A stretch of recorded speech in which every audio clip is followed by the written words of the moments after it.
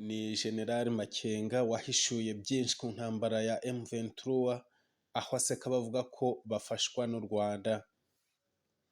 Mu mwaka wa 2022 warangiye nk'uwawubanjirije.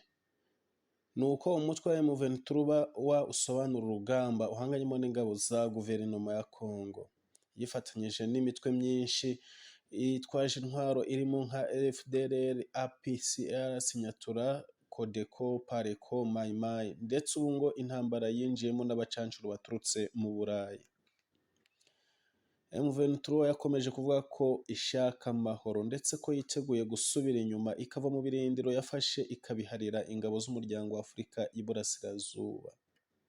Uyu mutwe wamaze kuva muri Kibumba, ndetse nyuma y'ibiganiro bya kabiri byabaye ku wa gatandatu tariki 31 Ukuboza 2022, ingabo za East African Community zasabye M23 no kuva mu bice bya Rumangabo na Kishishe muri teritwari ya Rucuru mu ntara ya Kivu y'Amajyaruguru bitarenze ku wa 5 Mutarama. Umuyobozi wa gisirikare wa M23 ni General Sultan Makenga yahishuye byinshi mu kiganiro cyihariye ku mpamvu zituma barwana no kuba bemera gusubira inyuma, mu gihe imyanzuro y'inama ya Rwanda na Nairobi bashingiraho ibi byemezo batazitumiwemo. Ni inama yasabye ko imirwano ihagarikwa ariko nta munsi w'ubusa hatumvikana urusaku rw'imbunda n'amasasu. Iki kiganiro cyafashwe mu minsi mike ishize mbere y'uko imishyikirano iba. Ubundi M23 ni iki irwanirira? Niko yabajijwe uwo ni Sultan Makenga. Sultan Makenga yaravuze ati, njye ntekereza ko nta muntu ukunda intambara. Twahisemo inzira y'intambara kubera ko izindi zose zananiwe, kandi tuvuga buri munsi ko dukeneye inzira y'amahoro, ariko guverinoma ntibishaka. Urugamba rwacu ni urugendo rukomeza kubera ko ubuyobozi burahinduka ariko ibibazo ntibikemuke. Rero twafashe iyi nzira kugira ngo dukemure ibibazo kubera ko ibibazo dufite bituruka hejuru. Dufite ku butegetsi abantu badashoboye, amabandi, abantu bumva ko abandi ari abacakara, bumva ko igihugu ari icyabo bonyine, ko igihugu ari nk'umutungo wabo bwite, kandi ntabwo twakomeza gutyo. Ati ugasanga abantu bamwe bashaka kwigezayo abandi, guverinoma yica abaturage bayo. Nta yandi mahitamo rero, tugomba gushaka igisubizo. Nitumara gukemura ibibazo tuzaba nk'abandi. Natwe dukeneye kubana n'imiryango yacu, inshuti, n'icyo twifuza. Kuba mu gihugu cyacu ntacyo twikanga, nta guhezwa, niho tugana, niho twifuza kujya. Abanyamakuru bakomeje bamubaza bati, ni ibihe bice ubu bigenzurwa na M23? Ati ubu M23 iri hano i Rucuru, niho hari ibirindiro bikuru. Turi muri Binza naho ni muri Rucuru, turi muri Bwito ni muri Rucuru, naho muri Masisi ugana Bwiza, Kicanga, ndetse turi no muri teritwari ya Nyiragongo. Baramubaza bati, se ni iyihe mpamvu mugenzura? Bati ni iyihe mipaka mugenzura? Arababwira ati, hari umupaka wa Bunagana, umupaka wa Kitagoma kuri Uganda, na Kabuhanga na Kasizi uherereye ku Rwanda. Abaturage baramubaza bati, se abaturage bari mu bice mugenzura bangana iki? Aravuga ati, nibura 90% by'abaturage bari batuye mu bice dufite ubu barahari, uretse nk'10% bahunze. Ni abaturage ba Rucuru na Rugari n'ahandi. Baramubaza bati, abahunze baba bashaka gutahuka? Ati bashaka gutahuka ariko guverinoma ikabakumira kubera gusa ishaka kubakoresha, ariko ntekereza ko mu minsi mike bose bazaba bari hano. Umunyamakuru amubajije ati, kubera iki M23 ititabiriye ibiganiro bya Nairobi? Makenga arasubiza ati, ntabwo nzi niba imitwe yose yari iri i Nairobi. Abari bahari ni abakorana na guverinoma. Rero n'urwenya bakinnye, bafasha abambari babo bari hano ku rugamba, hamwe na guverinoma mu ihuriro rimwe bajyana i Nairobi. Ni imikino igamije kuyobya abantu, umuryango mpuzamahanga, kugira ngo barangaze abaturage, nta kindi. Ntabwo twatumiwe kubera ko guverinoma yavuze ko idashobora kuganira natwe.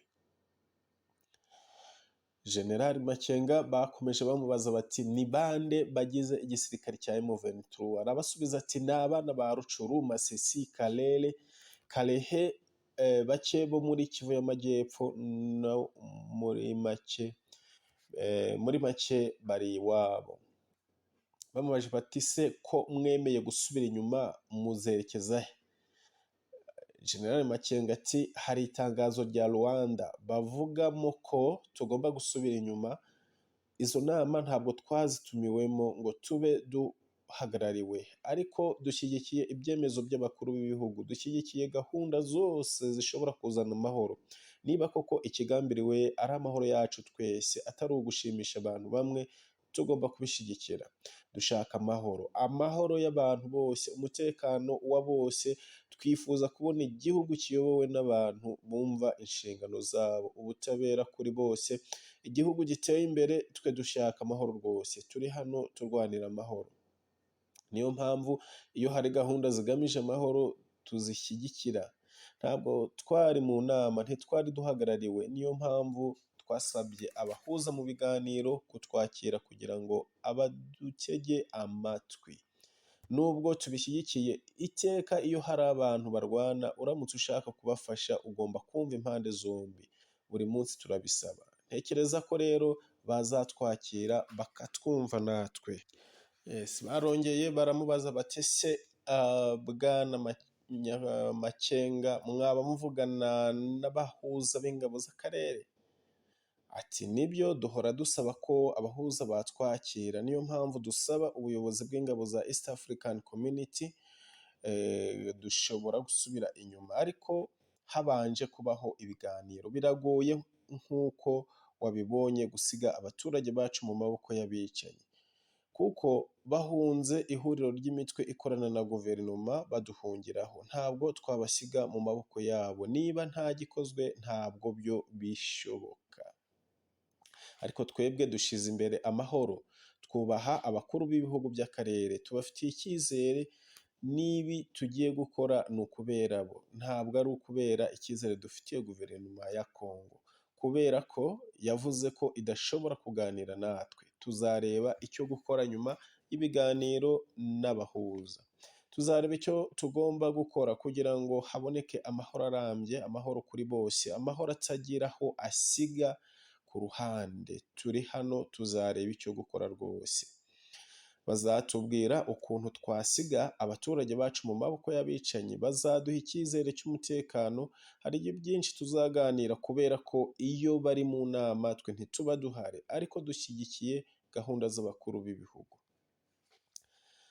Baramubaza bati ni iki mutekereza kuri Julien Paluku Kahonjya, wabaye guverineri w'intara ya Kivu y'Amajyaruguru, uheruka kubashinja ubwicanyi ndengakamere muri Kishishe? Arabasubiza ati njye ntekereza ko ntekereza ko Kahonjya ari mu bantu bafitanye imikoranire ishingiye ku bukungu n'ingengabitekerezo na FDLR. Ubwo yari guverineri wa Kivu y'Amajyaruguru, yabaye umuvugizi wa FDLR, yashinze imitwe myinshi yitwaje intwaro. Kuri we iyo avuga biriya aba azi icyo ahishe, azi intego za FDLR n'abambari bayo. Aba FDLR ni benshi hano muri Rucuru, nibo bayobora, nibo bashyiraho abayobozi, nibo bagurisha imirima. Nta buyobozi bwa leta buhari, ni FDLR itegeka. Baramubaza bati se FDLR yaba ikiri umutwe ufite ingufu?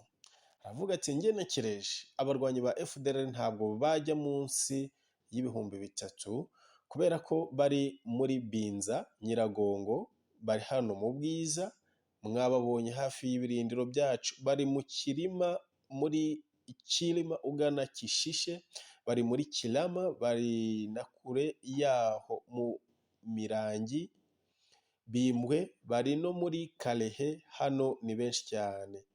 Kamwe n'ihuriro rya guverinoma bakoreraga kure ya hano baraje, ni benshi cyane hano.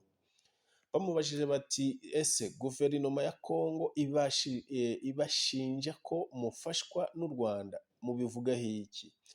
Aravuga ati guverinoma ya Kongo yahisemo ibinyoma kugira ngo yirengere cyangwa ngo ishakire impamvu ugutsindwa kwayo. Inkunga zacu ziva muri guverinoma ntabwo ari ahandi. Ariko buri gihe iyo hari umuntu uharanira ukuri, iyo ari umututsi cyangwa se umuhutu, ngo ni u Rwanda, ni Uganda, ariko cyane cyane u Rwanda. Niyo kamere yabo, ariko ukuri kuzatsinda. Ni General Makenga wahishuye byinshi ku ntambara ya M23, aho aseka bavuga ko bafashwa n'u Rwanda. Mu mwaka wa 2022 warangiye nk'uwawubanjirije. Nuko umutwe wa M23